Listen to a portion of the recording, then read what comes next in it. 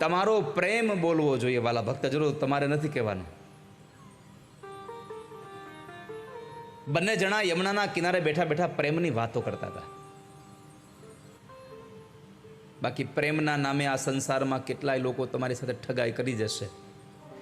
પ્રેમિકાને પોતાના પ્રેમીની દરેક ભૂલ પણ પ્રેમ લાગે છે, અને જ્યારે પ્રેમ પૂરો થઈ જાય ત્યારે એનો દરેક પ્રેમ એને એની ભૂલ દેખાવા લાગે છે.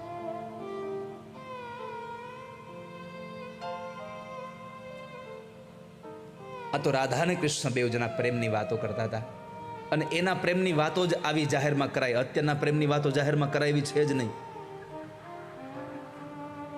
આપણને શરમ આવે, આ કેમ વાત કરવી? હાવ છીછરી વાતો હોય એની.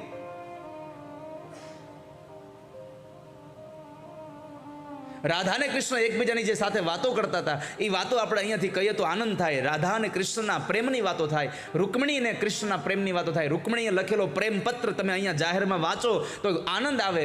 અત્યારના લોકોનું પ્રેમ પત્ર વાંચો, લ્યો ખબર પડે.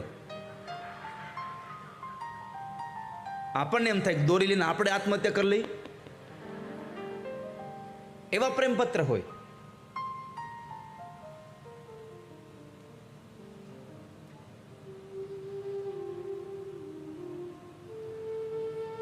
એકબીજામાં પોતાની દુનિયા જોવે ને એ પ્રેમ છે. એકબીજાની આંખોમાં દુનિયા ન જોવાની.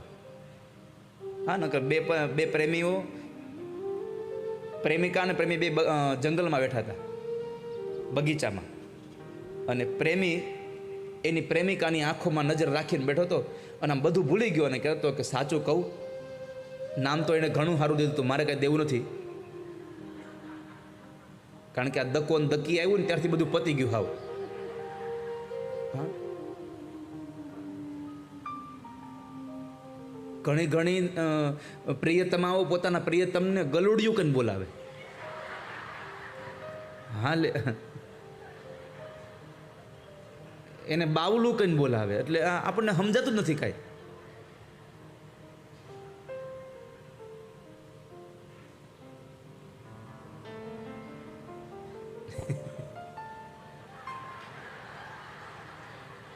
અરે ગલુડિયું,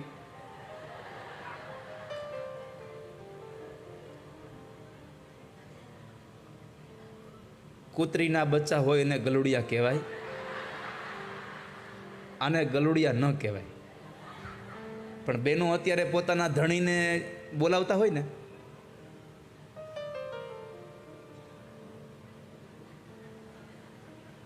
તો આપણને એમ થાય કે એના છોકરાને બોલાવે છે, શું છે? એટલા તુકારાથી બોલાવતા હોય.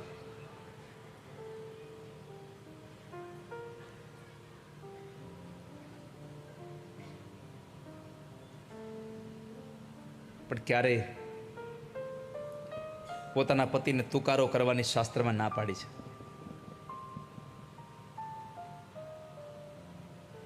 તો પ્રિયતમ હતો, પ્રિયતમ એની પ્રિયતમાની આંખોમાં જોતો જોતો એમ કહેતો હતો, નામ તમે લખી લેજો હું બોલ્યો તો. તમે તમારી રીતે વિચારજો, તમને બધા નામ આવડે છે બહુ બધા. એટલે એણે જે કીધું, તમે જે કહેતા હતા એ જ એણે કીધું, તો સમજો ને તમે.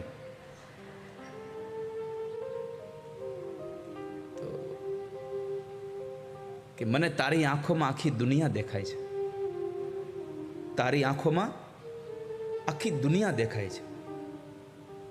એક ક્ષણ પછી પાછળથી એક દાદા બોલ્યા, બટા મારી ભેંસ ખોવાઈ ગઈ, ક્યાંય દેખાય તો ગોત દે ને. તને એની આંખોમાં આખી દુનિયા દેખાય તો મારી ભેંસ ક્યાં ગઈ? જડતી નથી. કોઈની આંખોમાં દુનિયા ન જોવો, એની જિંદગીમાં આપણી જિંદગી જોઈ લો વાલા ભક્તજનો. એના જીવનમાં આપણું જીવન જોઈ લો, એની જીવનમાં આપણો સંસાર આખો જોઈ લો.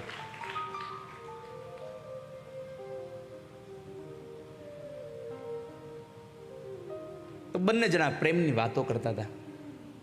પ્રેમ એટલે સમર્પણનું સાધન છે. પણ આપણે પ્રેમમાં કંઈક મેળવવા માટે જે લઈએ ઉપાડા, એને પ્રેમ કહીએ. કે મને આ આપ્યું, મને તે આપ્યું. આપણને આપ્યું એ પ્રેમ નથી, આપણે કેટલું આપ્યું એ પ્રેમ છે. પ્રેમમાં મેળવવાનું હોતું જ નથી, પ્રેમમાં બધું આપી દેવાનું હોય. સમર્પણ એ જ પ્રેમ છે. મોહ અને પ્રેમ આ બેયનો આકાર એક સરખો છે. મોહ અને પ્રેમનો આકાર એક સરખો. મોહ પ્રેમને ચાહે છે, પ્રેમ પ્રેમને ચાહે છે.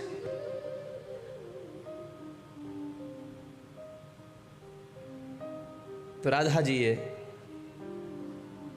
ભગવાનને પૂછ્યું, પ્રભુ બીજું તો બધું ઠીક છે, પણ આ તમે કાળા કેમ થયા? તમારા નંદ બાબા રૂપાળા, તમારી માં જશોદા રૂપાળી, તમારો મોટો ભાઈ દાવ રૂપાળો, અને તમે એક જ કાળા થયા? ભગવાને જવાબ આપ્યા કે હા, હું શ્રાવણ મહિનાની અંધારી આઠમે જન્મો ને એટલે અંધારું મને થઈ ગયું, એટલે એ અંધારામાં હું કાળો થઈ ગયો. કંસનો કાળ બનીને આવ્યો એટલે હું કાળો થયો.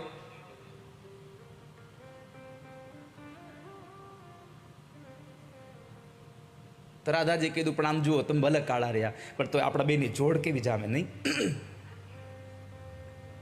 તમે કાળા, હું રૂપાળી, આપણા બેની જોડ એકદમ સરસ જામે છે. હા હો રાધા, એ વાત તારી સાચી છે. કાળો પુરુષ અને રૂપાળી કન્યા રાધા કૃષ્ણની જોડ છે. રાધાજી કીધું, પણ તમે રૂપાળા હોત તો આપણી જોડ કેટલી જામત હજી? ભગવાને કીધું, એ વાત તારી સાચી રાધા, પણ જો હું રૂપાળો હોત તો તારે ખોટ જાત. કેમ? તો કહે છે કે હું રૂપાળો હોત તો તારી સામું જોવત કોણ? આ તો હું આટલો કાળો છું એટલે બધા તારી સામું જોવે છે, બાકી હું રૂપાળો હોત તો તારી સામું જોવે કોણ?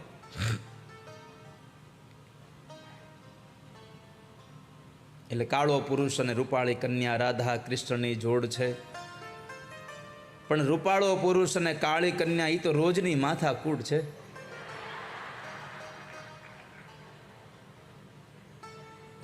મૂર્તિઓ જરા કે કાળો હોય ને તો હાલે. કન્યા એમ કે નાના હોય થોડો કાળો છે તો વડીલો તરત કે ભાઈ કાળા તો કૃષ્ણ હતા. હવે પણ એ કૃષ્ણ હતા, આ કૃષ્ણ નથી.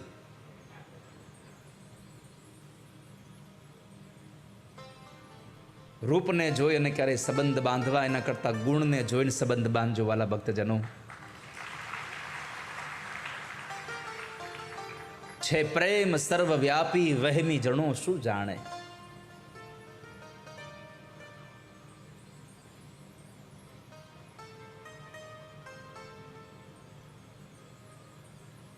કાળો એવો વરાજો આવે એટલે કે ઓહો કનૈયા કુંવર જેવો છે હો. ભલે ને પછી સીસમની લાકડી જેવો હોય. અમુક જણા સીસમ જેટલા રૂપાળા હોય. એક સાહિત્યકારે એક વખત એક હાસ્ય કલાકારે કીધું તું, મને યાદ છે કે અમુકનો રંગ એટલો કાળો હોય એને દવથી ન રહો ને તો હાબુન પાછો નવડાવવો પડે.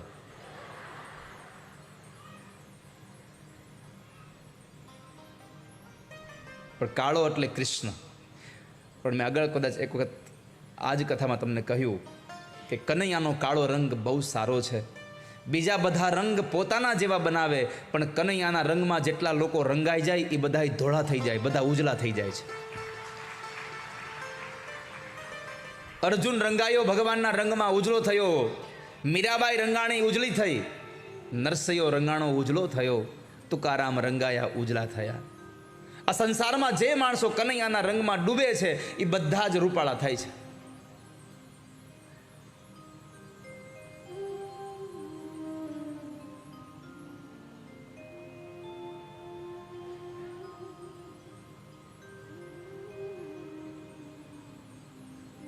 તો બંને જણા બેઠા બેઠા પ્રેમની વાતો કરતા હતા. રાધાજીએ કહ્યું કે ભગવાન હવે રાસ રમાડો ને, બહુ ઈચ્છા થઈ છે હો. હા રાધા, મને પણ એમ જ થાય છે કે હવે રાસ રમાડી દઉં. જ્યાં સુધી જીવાત્માને પરમાત્મા સાથે રમવાની ઈચ્છા નહીં થાય ત્યાં સુધી પરમાત્મા તમારી હારે રમવા તૈયાર નહીં થાય. તમારે પરમાત્મા સાથે રમવું છે તો પરમાત્મા હારે તમારી રમવાની લાગણીઓ બતાવો એને, તમારી ઉત્કંઠા બતાવો એને. બાળક જ્યાં સુધી માને એમ ન કે માં મને ભૂખ લાગી છે ત્યાં સુધી માં એને જમવા આપે છે.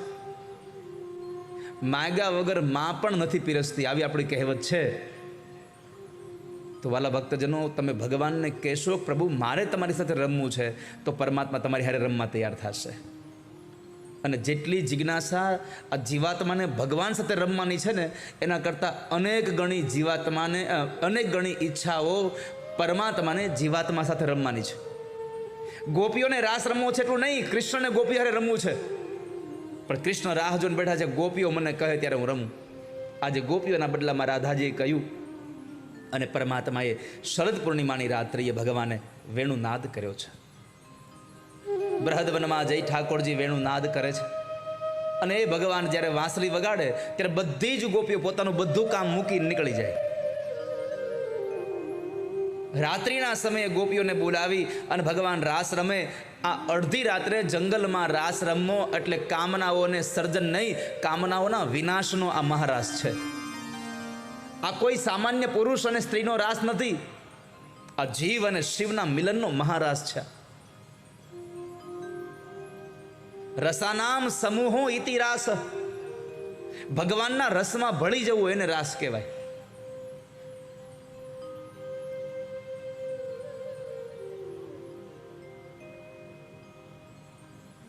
આજે પરમાત્મા વેણુનાદ કરી ગોપીઓને આમંત્રણ આપે છે. ભગવાન પી તારાત્રિ શરદોત્ફુલ્લ મલ્લિકા